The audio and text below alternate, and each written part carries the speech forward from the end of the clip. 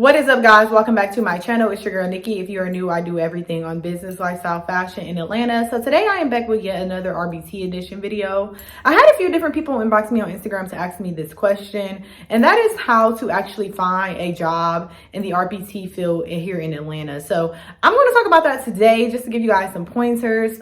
For those who do not know, I have definitely been in these ABA streets for a few years now, and I have worked for a few different companies. So I'm just here to talk about those companies in general, just because, you know, I have some stories to tell. So before we get into the video, if you guys have not already done so, go ahead and hit that subscribe button, turn on that notification bell, and let's begin. So I think the most important thing to take away from this video is the fact that getting a ABA job is important, but getting the right ABA job is even more important. And I say that because you will see, if you are someone who use Indeed like I do, if you go on Indeed or any of those other job posting websites, you're going to notice that there are hundreds, and when I say hundreds, I literally mean hundreds of ABA, RBT, BCBA jobs. Like, the ABA field is booming right now. There are so many kids being diagnosed and so many kids that need help. That being said, the demand for RBTs has grown.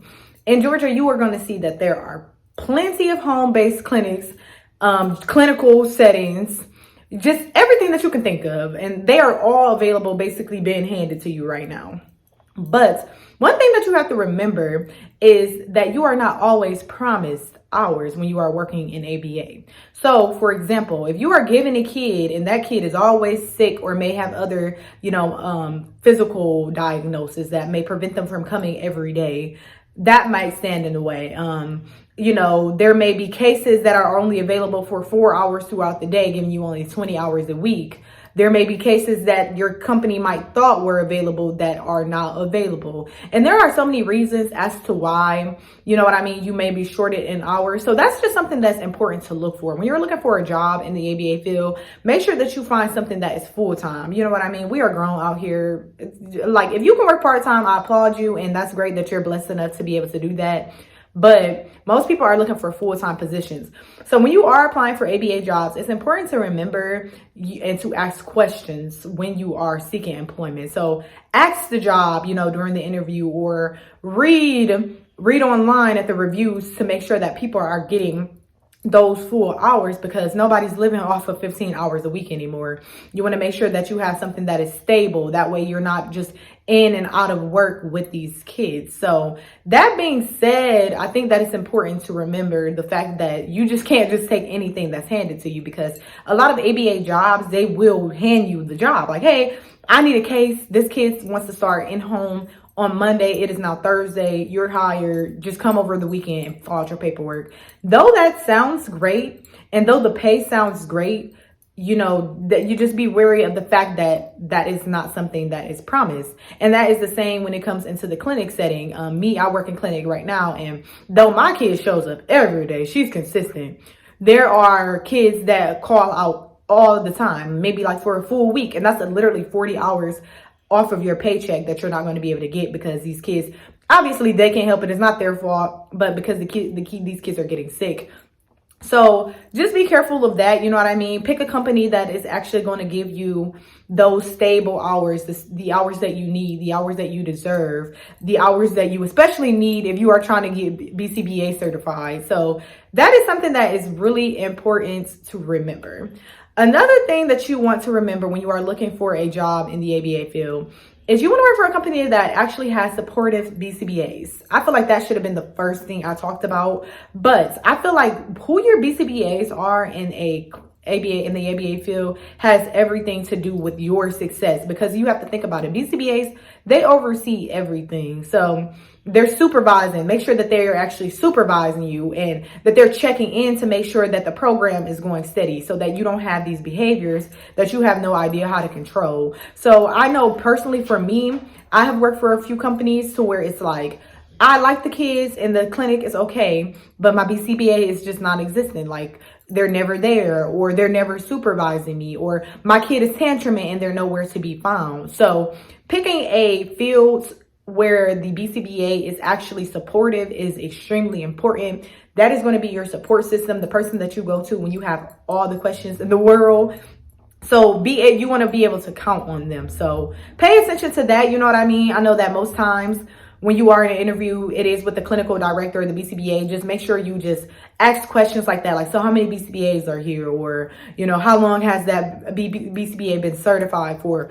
Or something like that. You just don't want to go into the clinic or the home or the school setting being anywhat of confused. That's why it's so important to ask questions. So next we're going to talk about reviews. So anybody who knows Indeed, like I do, I literally know Indeed like this, like the back of my hand, y'all. So anybody who knows Indeed knows that there are reviews for each job that you can see. So if you are on Indeed and you're applying to some jobs, go ahead and click on the reviews. You're going to see the stars and they'll tell you all the tea. It's usually previous employees who are just giving you feedback, and sometimes they're positive, but most of the time they are negative. So you are going to see what it actually is like to work for that company, because there's literal employees that are telling you what goes on within that setting.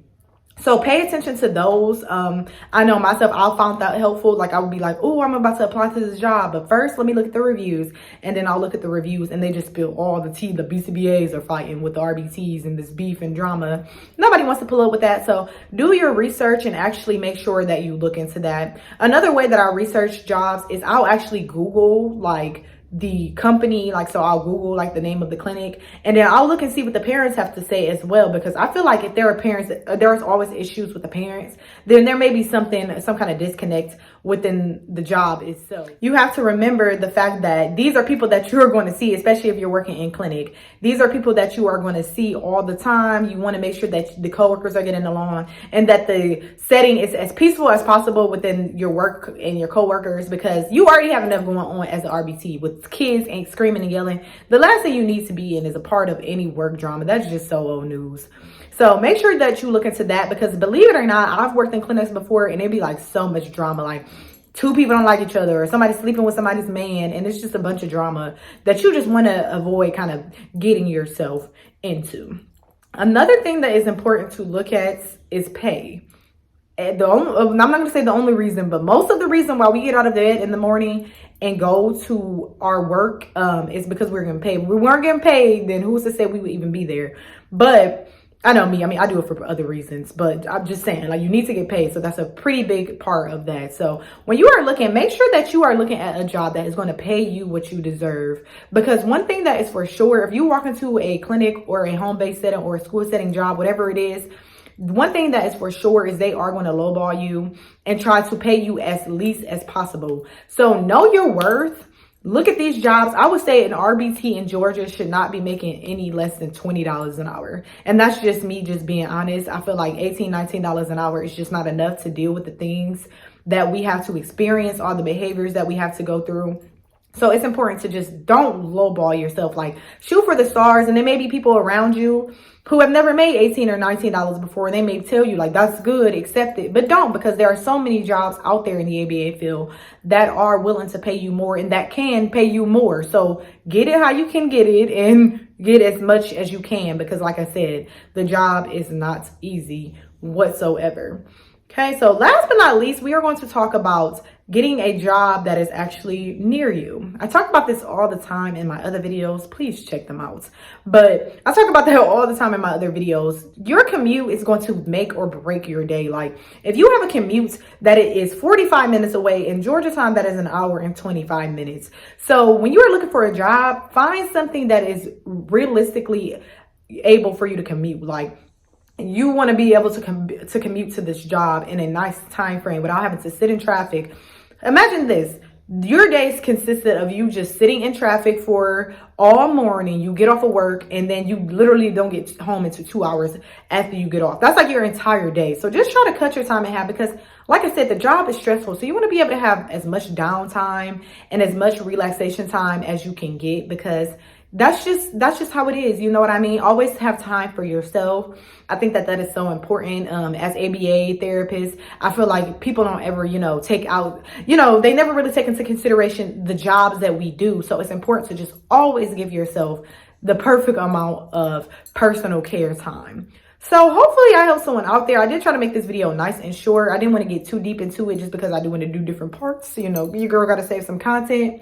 But like I said before, if you guys have not already done so, go ahead and hit that subscribe button. turn on that notification bell, check out my other videos, and I will see you guys next time. Bye.